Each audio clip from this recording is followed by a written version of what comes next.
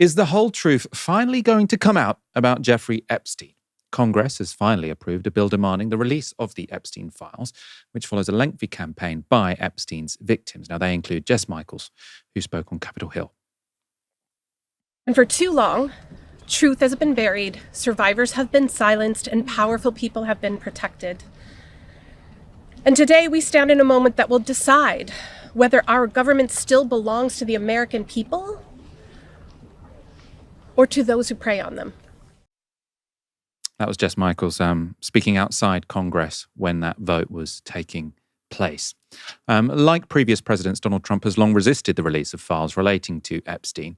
But even before this vote by Congress, emails were already emerging by other means. So last week, the Democrats released 3 emails linking Trump to Epstein, including 2 where Epstein claimed Trump knew about the girls he and Ghislaine Maxwell were trafficking, even spending some time with some of them. Those emails were part of a larger release of documents involving over 23,000 pages and connecting Epstein to high-profile figures like Bill Clinton-era Treasury Secretary Larry Summers, journalist Michael Wolff, and left-wing academic Noam Chomsky.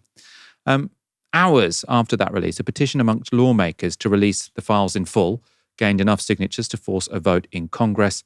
It was that petition that forced Trump's hand in the vote that we started this segment with. By Monday, Trump had conceded defeat. They can do whatever they want.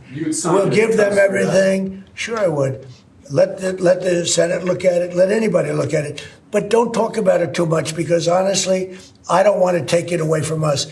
It's really a Democrat problem. The Democrats were Epstein's friends, all of them. And it's a hoax. The whole thing is a hoax. And I don't want to take it away from really the greatness of what the Republican Party has accomplished over the last period of time.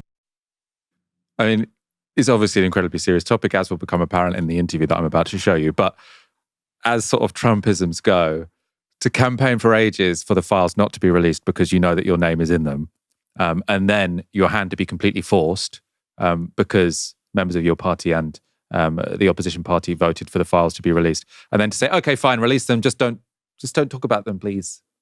It's very Trumpian. The petition to force a vote on the release of the files required support from both Democrats and Republicans.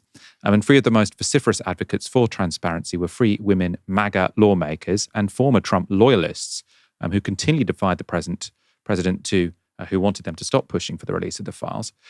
Trump is reported to have leaned in heavily on former allies Lauren Boebert and Nancy Mace to remove their signatures from the petition to force a vote. They refused. And perhaps the most determined of all of those pushing for the release of the Epstein files was Marjorie Taylor Greene, who launched a major media tour to denounce the president for keeping the files locked away. Here's what she had to say after yesterday's vote. I was called a traitor by a man that I fought for 6 years for. And I gave him my loyalty for free. I won my first election without his endorsement, beating 8 men in a primary. And I've never owed him anything, but I fought for him for the policies and for America first. And he called me a traitor for standing with these women and refusing to take my name off the discharge petition. Let me tell you what a traitor is. A traitor is an American that serves foreign countries and themselves. A patriot is an American that serves the United States of America and Americans like the women standing behind me. Now, what's interesting about that clip is that Taylor Greene isn't talking about the president trying to protect himself or other powerful people. She's accusing him of serving foreign countries. In another interview, Taylor Greene was even more clear about which country she meant. You questioned who and what country is putting so much pressure on Trump to keep the Epstein files hidden. And you included a picture about donations from pro-Israel lobbying group AIPAC. What are you trying to say there? Mm-hmm. Well, I think it's the question that many Americans are asking, especially when we saw information recently come out in these emails that the Oversight Committee that I serve on has released. And we saw Jeffrey Epstein with ties to Ehud Barak. We saw him making business deals with them, also business deals that involved the Israeli government. and seems to have led into their intel agencies. And I think the right question is to ask is, was Jeffrey Epstein working for Israel? I just want to be clear. Are you saying Israel is pushing the president of the United States to cover up the Epstein files? And what evidence do you have that that is the case? I simply just asked out loud, is there a foreign government? It could be any foreign government, but is a foreign government pushing to keep this covered up? Because people just don't understand the big fight against. Well, you had releasing these AIPAC files. up there. It was pretty clear which government you were talking about. That I'm questioning that government in particular and questioning any other foreign government. Whether or not there is a foreign government pushing to keep these files a secret, it is certainly the case that Epstein had very close relationships with Israeli officials, very senior ones, Israeli politicians, and that this is an under-discussed part of this story, especially in the mainstream media. They've talked a lot about Epstein and Trump, Epstein and various sort of American public figures and celebrities, but they have been much less interested in what is potentially a more interesting story, which is sort of the relationship between Epstein and geopolitics, foreign governments, right? That should be very interesting. Lots of people don't really want to talk about it. Some people, though, do. Two journalists who have been very interested in Epstein's relationship with Israel are at Dropsite News.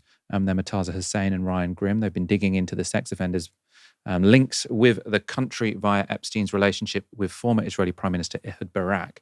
Hussain and Grimm have written about Epstein's involvement in brokering an Israeli security agreement with Mongolia.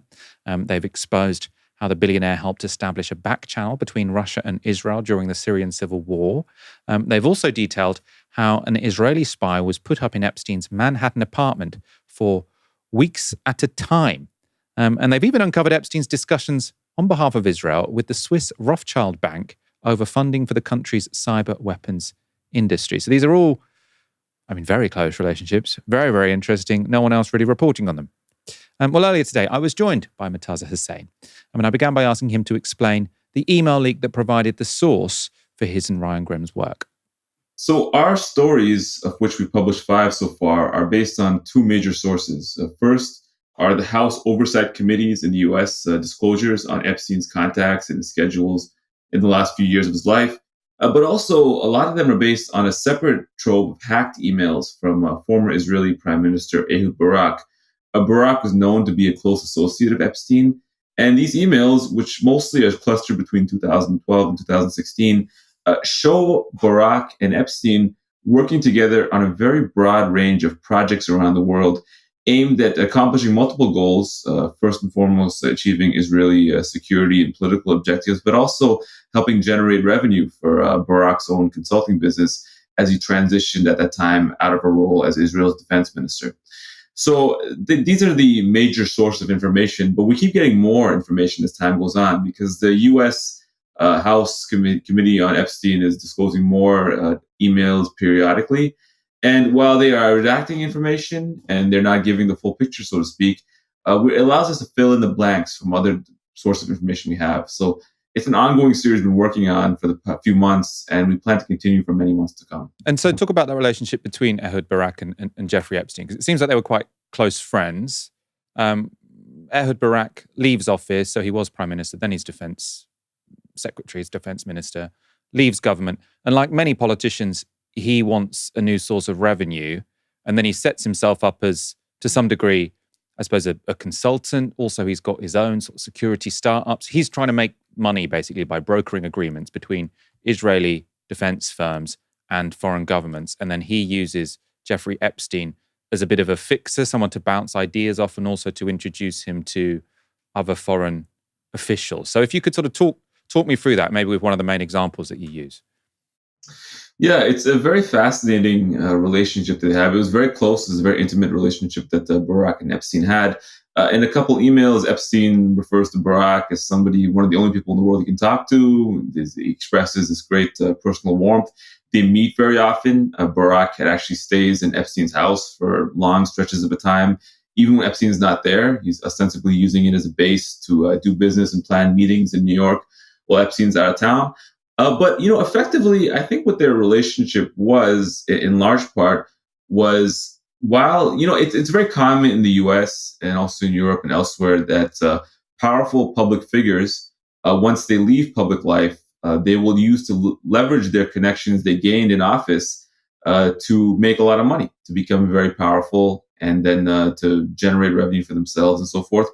So it looks like Epstein was somebody who Barack relied upon to help him do that once he left official public life in Israel.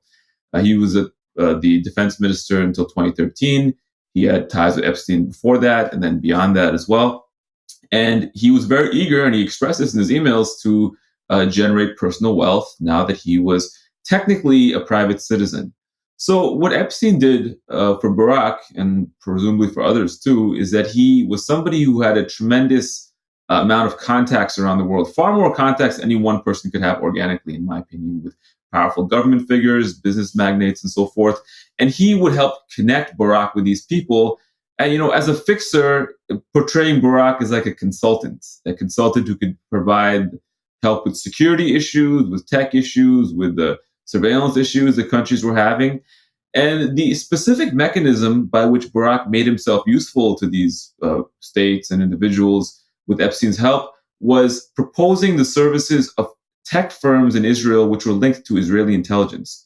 So we've done a couple stories about this so far, and we have more to come.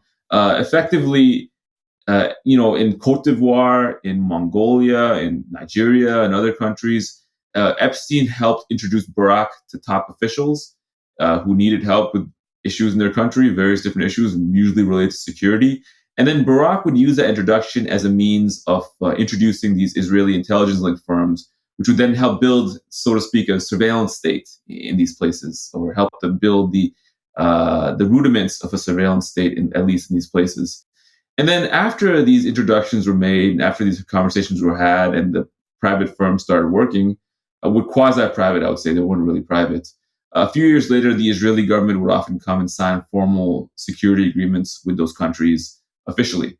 But at the inception of all these agreements was Epstein. Epstein was a person who used his contacts to conduct back-channel diplomacy.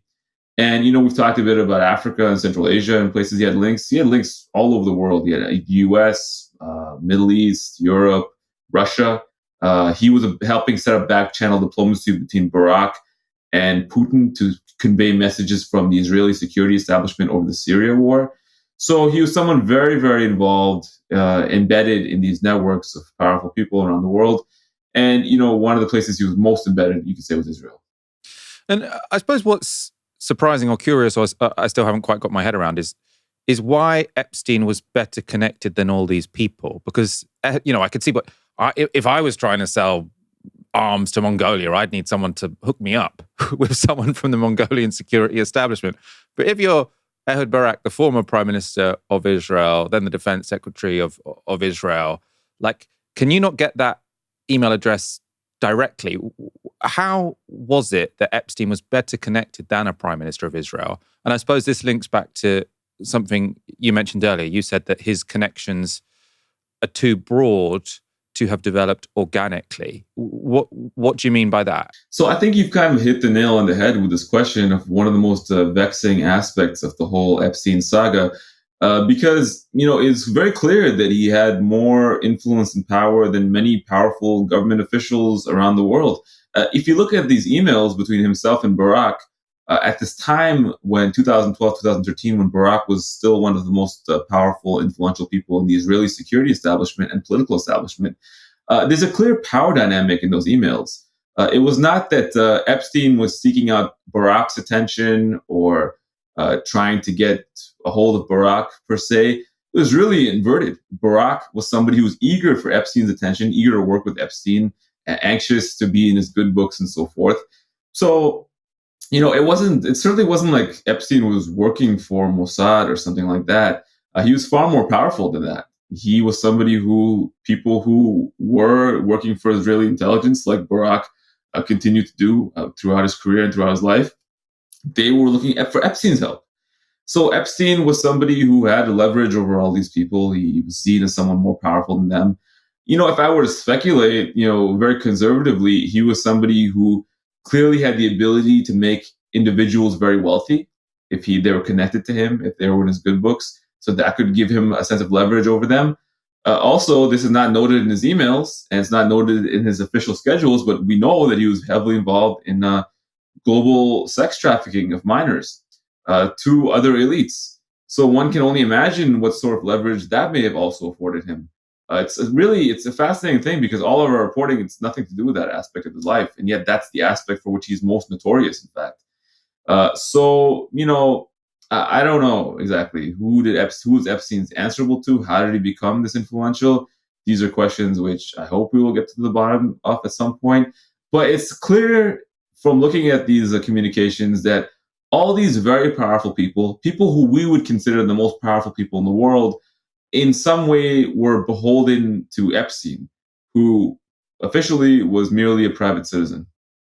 Let's talk about the money and the sex trafficking issue sort of in turn. So let's start with the money. You said Epstein had the ability to make people rich or help them accrue wealth. We're often told he's a financier.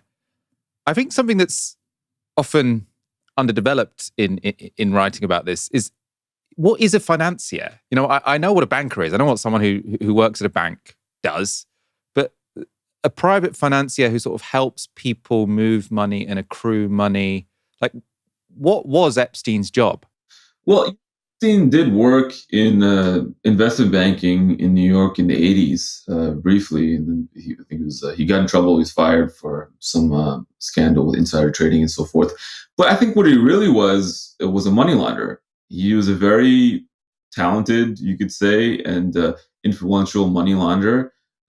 We were going to try to, there's a lot of public information about this, but he had connections to people who were involved in the Iran-Contra and so forth, and other episodes, very important episodes in U.S. political history in the last few decades. Epstein seemed to be somewhere near the core of many of them.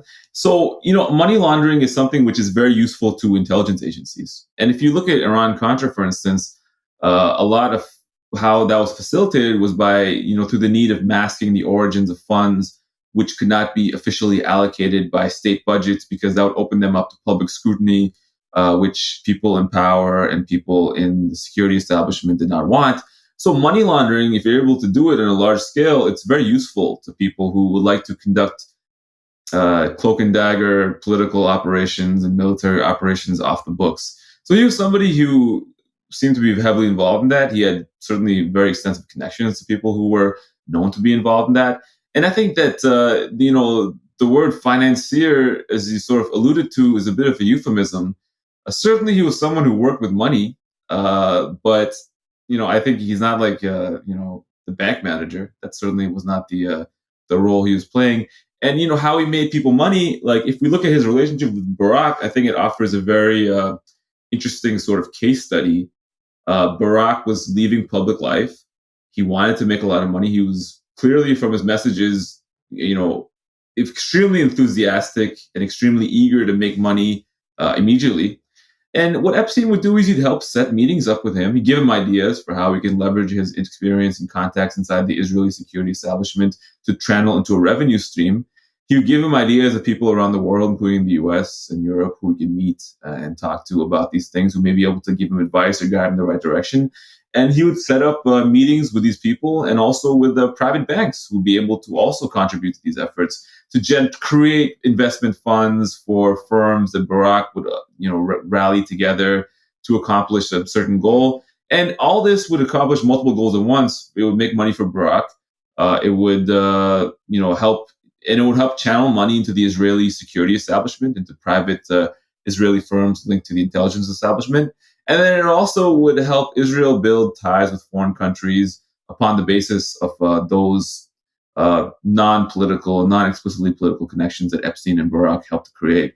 So he was doing all that. And, he was a fixer, he was a rainmaker, he was all these terms one could use. I think none of them fully grasped the full scope of what he was involved in and who he was.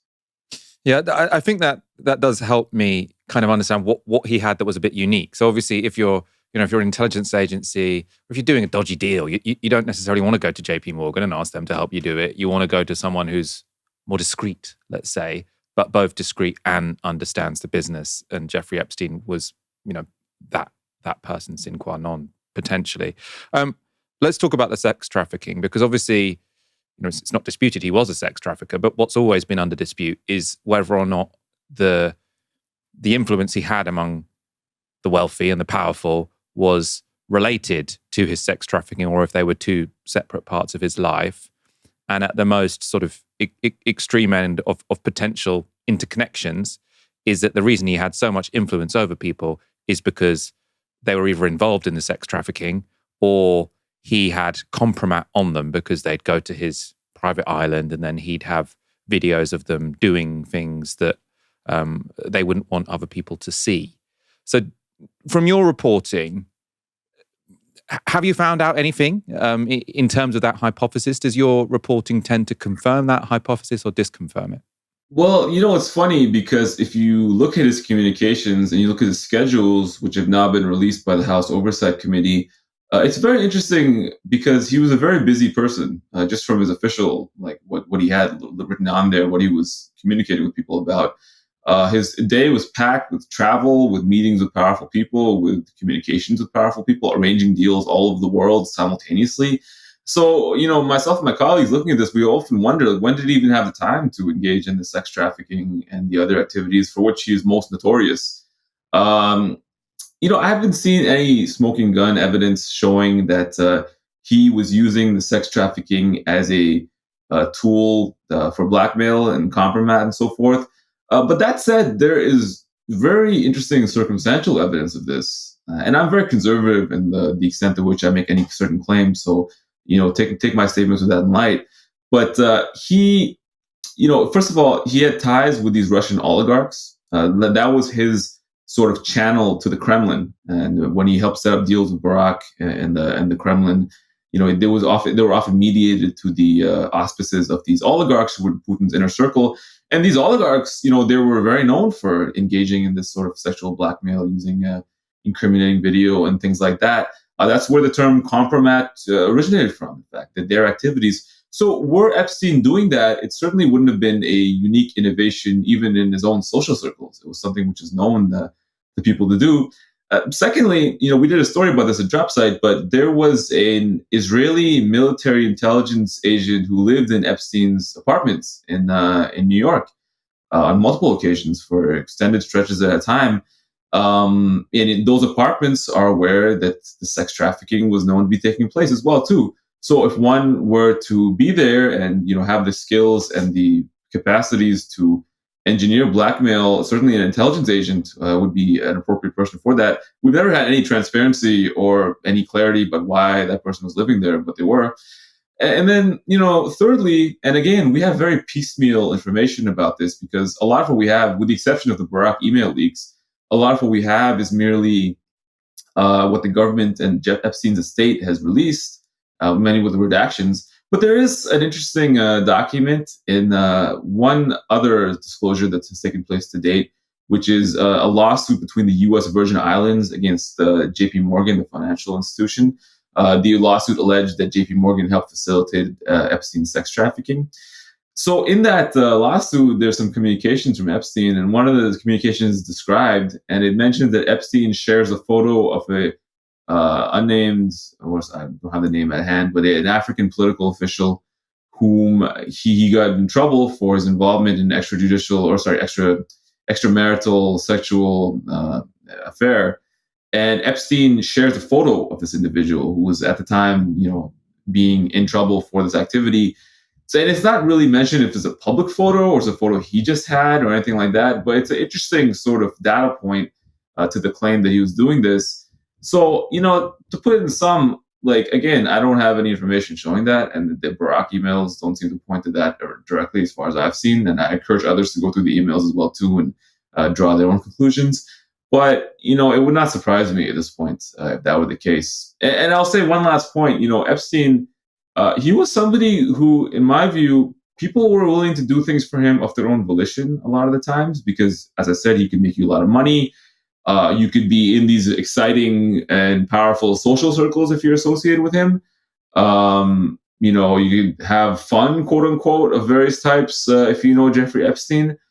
So he didn't really need that much coercion, I think, in most cases, to get people to do what he wanted. And yet, we don't know the whole story, and we don't know what else he was up to. We have very fragmentary information, as I said. So, that he may use this sort of coercion and sexual blackmail certainly would not be surprising to me. And that is a very well known and effective tool of political control, especially in the United States.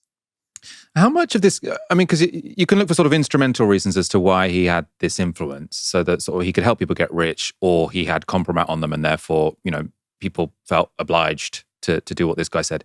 How much of this is about charisma? Like, it does seem like he was a very interesting, charismatic person who could sort of grab the attention, and people wanted to be around him. Like, I don't think Noam Chomsky, no one's really suggesting Noam Chomsky, there was compromise on him, or that he was, or that Epstein was helping him get rich, but clearly he was close to the guy. You got Larry Summers, you got all these sort of interesting academics, all of these people who work in world politics. Sort of everyone seemed to want to be. Everyone's an over dramatization, isn't it? But lots of people, lots of significant people wanted to be this guy's friend. So does his? I suppose, what do you think of that analysis? And also, does his charisma come across in the emails? I mean, do you read these emails thinking, wow, yeah, I can see why these people wanted to hang out with this guy? Well, yeah, well, it's fascinating because the thing that's interesting about these contacts with him is not that everyone who talked to him was necessarily involved in his nefarious criminal activities. It's just that people seem to be very unbothered by it, because by the time these conversations are taking place, all post 2010, certainly, and that's after his first conviction for sex abuse, no one seems to be the least bit bothered by associating with him. They seem still eager to associate with him. And, it's like a running joke that he's really into like the ladies, quote unquote, and young ladies, all these elites.